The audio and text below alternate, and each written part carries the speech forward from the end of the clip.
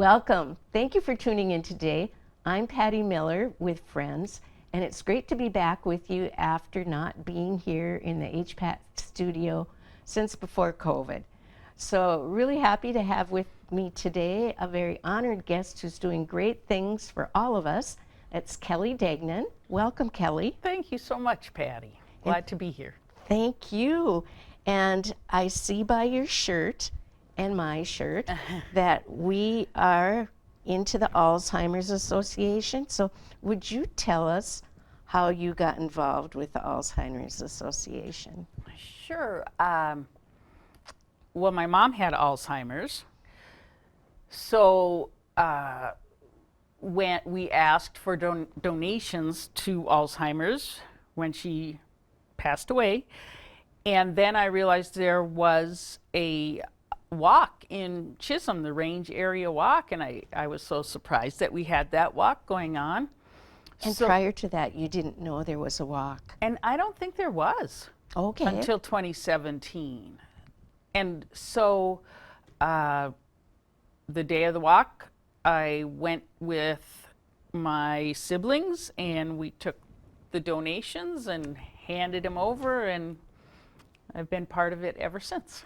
And what a beautiful tribute to your mom to work to try to find a cure or stop this disease. Right. And so had anybody prior to that that you knew of had Alzheimer's in your family? My aunt had passed away from Alzheimer's. Her sister? No, my dad's sister. Okay. And then since my mom has died, 2 of her brothers have died from Alzheimer's. Oh my goodness. Yeah. Oh my goodness. And you know, it just seems like now that Alzheimer's Association is out there in the forefront, that we get these statistics, how it keeps growing and growing and growing. Right. It does. And so what the fundraising does is it not only looks for cures, but there's a hotline. It helps locally here with resources for caregivers and all sorts of things beyond looking for a cure. The Alzheimer's Foundation will go to Congress, go to Washington, D.C. and talk to lobby, yes. And advocate. Excellent. And you know, that is beautiful about Alzheimer's Association. Like you said, so many things you give to don't give back to your area. Yes. But here the fact that part of the money helps here. The majority does help locally. With helping caregivers and information, support for the caregivers if they need a break. And it is true. Wow. I think I saw a statistic about, I don't know how many, 365,000 or that are caregivers. Yes. I shouldn't quote anything because I forget it. But it's astronomical as far as the number of people, and younger too. Yes, and we were very fortunate with my mom that we had a big group working together to take care of her, and we were able to keep her at home longer. But at the end, you did have to get some outside help. Yes, we did get some help in the home, and then she fell and broke her hip and had to go to the nursing home, and at that point it was hard for her to do what she had to do to walk well again and be strong. And come home again. Right. And you know, it's just so hard for the family to see too, because it's one of those diseases, you know, she's not going to recover unless we find a cure. Right. Yeah. And you know, when she died at 83, but when we look back, we can think of things maybe we started noticing around age 70, but you don't put it all together until you have hindsight. And part of it, we're living longer, and at age 70, things do start to sneak up on you as Right. So at that point, we probably didn't think anything of it for a couple years. And then when we did realize there was something wrong, then we went for all the tests where they do the brain scan and look for other possibilities. And when they don't find any, you just settle in with the fact that it's Alzheimer's and it's only going to get worse, like you said. you know, and I think I'm on Social Security now, but anyway, because of that, they give you testing as part of your yearly physical, so maybe we're uncovering more too. But back then, I'm sure they didn't. She died when? How many? 2017. 2017. Yeah, 5 years ago. Okay. Yeah. And maybe she was never on Social Security either. She was. She was, but yeah, I don't recall that they did any. No. I think that's something new. No, it is because I was pretty shocked. I thought, don't you know me? But it's a good thing. It's It is a very good positive. thing, yes. And so you're helping with the walk that's coming around on the 17th of September. So can you give us some details about that? Sure. The walk is at Minnesota Discovery Center. Oh, beautiful place. Oh, it's a beautiful place. And like you said, September 17th, the walk starts at 10. You can pre-register a team or donate online. We're under Range Area Walk because this is towns from, I believe, Grand Rapids to Ely. Isn't that great? Yeah, working together. And let's see, so you can register at the walk if you haven't had a chance to before. Isn't that great? It's like a run, although it's not a run. Yeah, That spoken as a runner. That you can register the very day. And if you don't raise money, they don't push you away. I love that. No, they just want everybody there taking part. They want a lot of purple. They want all the purple to be seen. Awareness. Awareness, because you know, I don't think there's anybody who's been exempt or doesn't know someone, It's getting to that point. or loves somebody or taking care of someone. Right. And so you brought these beautiful flowers today that are very fun in the wind or Yes, whatever. yes. And do you want to tell us a little bit about these? Sure, everybody who walks gets one of these flowers and Gets to take it home. gets to take it home. Each color stands for something different. You would carry the blue flower if you have Alzheimer's. There is a white flower, which we don't have here, which represents who will someday be the first survivor of Alzheimer's. And that's why we walk. That's why we want walk. survivors. Right. And then one is for a caretaker, one is for if you've lost someone to Alzheimer's. So caretaking, lost someone. One is for if you're just interested in the cause. Great. And so when you register, you would get the flower. Yep, you pick which one you want, carry it. At the beginning of the walk, they have what they call a flower garden, and you plant your flower. Everybody puts their flower in the dirt, and good for photo ops. And then when you leave, you take your flower, and you know, I still have one blowing in my backyard, twirling. I do too. And they're great when little kids come over. You know, Definitely. they're great to send the message that this is something we need to keep working on. And I applaud your family long before the walk that you decided that you wanted to help do something to fight this disease, and the memorials you used to give to the Alzheimer's. Beautiful. It's important. Very. The day of the walk, you said registration's at 9, and then at 10, I know there's just, before you take off, there's a little show. Right. Can you mention a little bit about that, because that seems to be so uplifting? Well, last year, and I think they're performing again, it was Stephanie's dance troupe. And they each had flowers and also did a little dance. And I was so impressed. I just thought that so many young women are involved and would give up their time and would come out there. I mean, it was a huge group. It was all their moms, very young girls. And, and then what else do we have? We have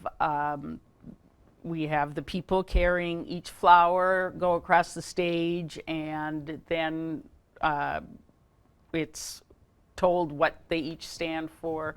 Brenda, who was in charge of all of this last year, now she's retired, and we have Tammy, who will be the master of ceremonies. And it's just a perfect length of a show, because I think it was only like about 8 minutes or 10 minutes, but it really got everybody enthused about why we're doing. I mean, we know why we're doing this. And the local businesses donate coffee and water and donuts and muffins, all located or donated by our local businesses. That's all there. So the program, like you said, and then we go off on the walk. So it starts in the pavilion there, the auditorium. It's a beautiful spot, like you said. Yeah, it's just a beautiful place to do a walk. I've done mini walks and marathons and all those kinds of things. And tell us a little bit too about how far this is and if it's competitive. It is not competitive, no. And I love that, because you see people pushing babies in strollers, and it's just some very leisurely and some just want to get it done so they can move on to the next thing, but it's, I love it that way. People in wheelchairs might be there being pushed. It's very leisurely. You can choose to go around twice if you didn't get enough the first time. And it's just all one big group.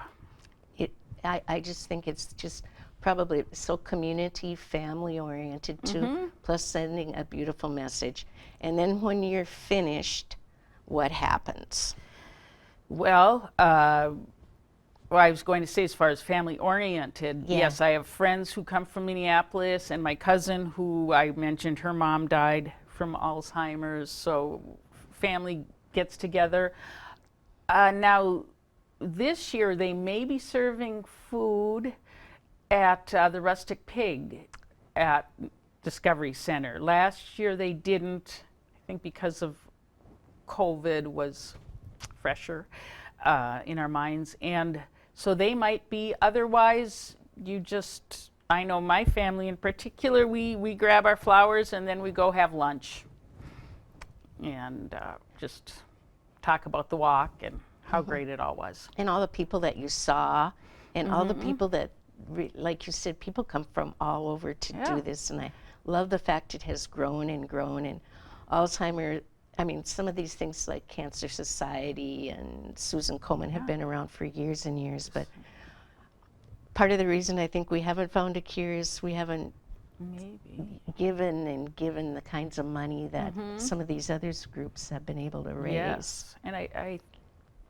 think they're making some headway now. Let's see, what was I going to tell you, Patty? Now I lost my train of thought.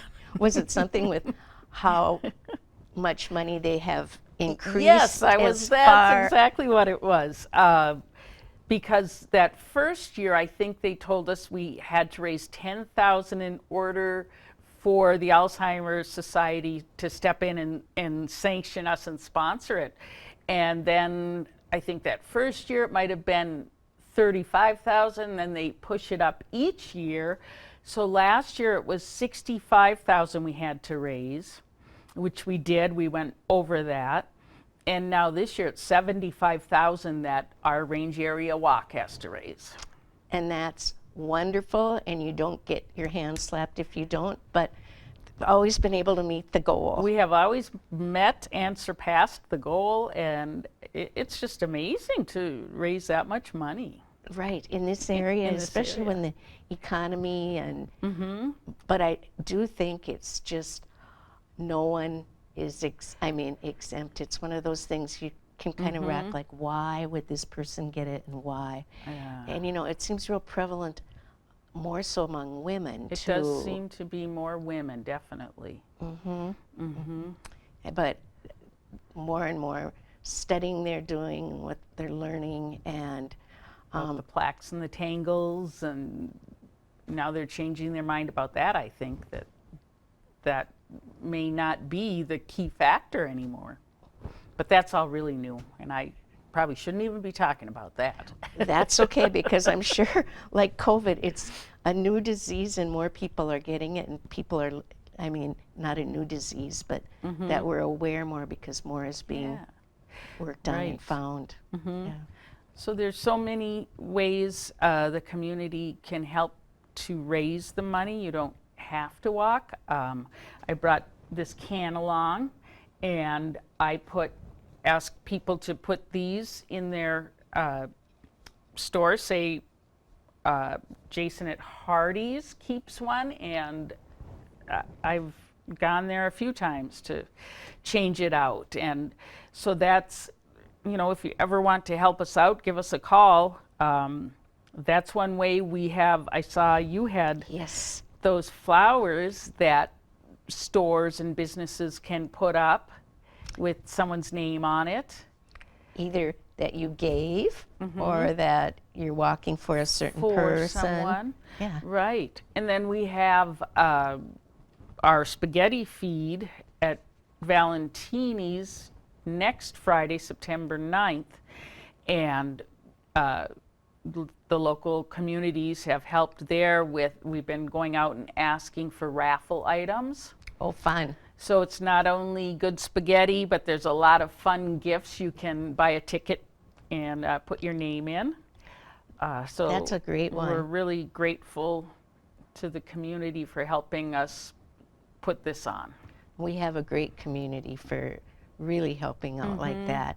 And I know you started with Edward Jones. Right. And Oh, I mean, as far as being on the, I mean, I think that's when I realized that you were on the board or the committee. right. And they're our national sponsor.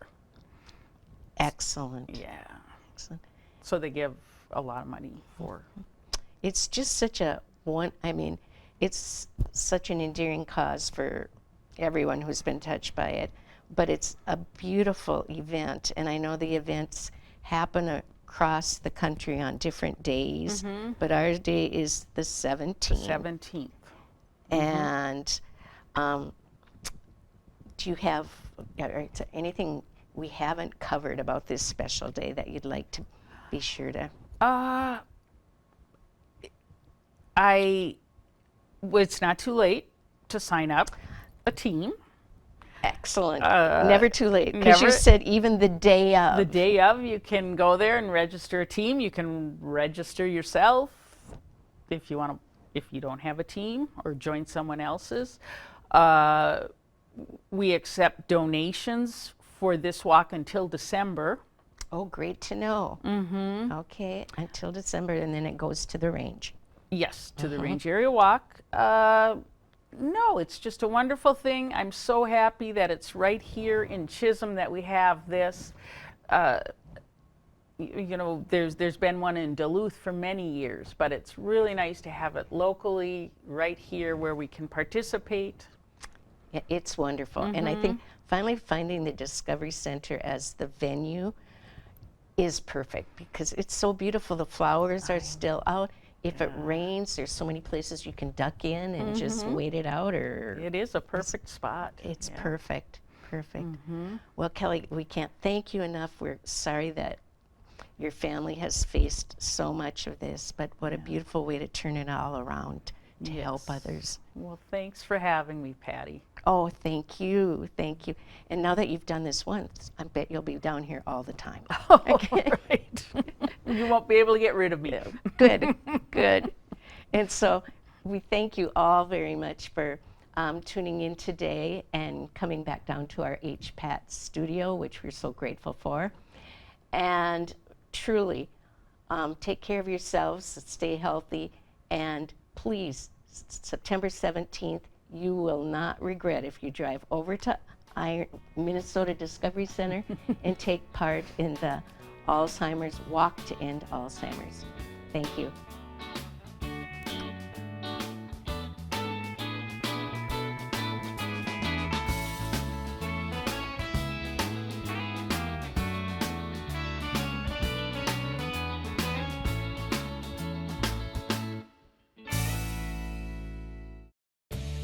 Hibbing Public Access Television would like to thank U.S. Bank for providing us with studio space.